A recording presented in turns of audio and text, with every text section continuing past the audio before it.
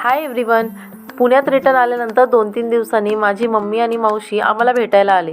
त्यांच्यासोबतच आम्ही निघालो माझ्या अजून एका मावशीकडे. आणि इथे पहा, वाटेत भूक लागली म्हणून आजीच्या बटव्यात काय खाऊ मिळतोय का म्हणून मुलांची गडबड. मिलिटरी कॅम्पात आलो होतो. इथे रणगाड्याजवळ छान छान फोटोज क्लिक केले आणि आजीच्या बटव्यामध्ये ही शेंगदाणा चिक्की मिळाली, म्हणजेच माझ्या मम्मीच्या पर्समध्ये.